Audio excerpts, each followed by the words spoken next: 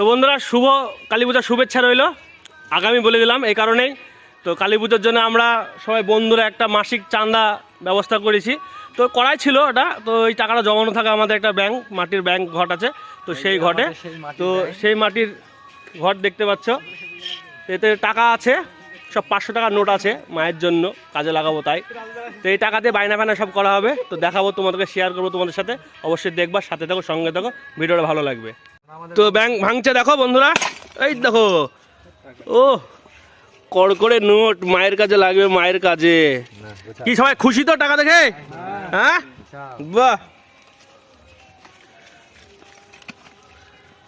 তো বন্ধুরা টাকা তো কমিটির, তো গুনছে দেখো, মনে হচ্ছে নিজেরই টাকা, এমন ভাব।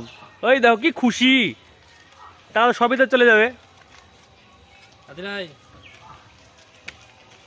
তো দেখাচ্ছি প্যান্ডেলে কাজ হবে, কোন প্যান্ডেলে কাজ হবে দেখতে পাবা, আর কি প্যান্ডেল হবে সেটাও আমি দিয়ে দেবো, দেখতে পাবা কি প্যান্ডেলে কাজ হবে। দেবনাথপাড়া জয়কৃষ্ণপুর, জয়কৃষ্ণপুর দেবনাথপাড়া।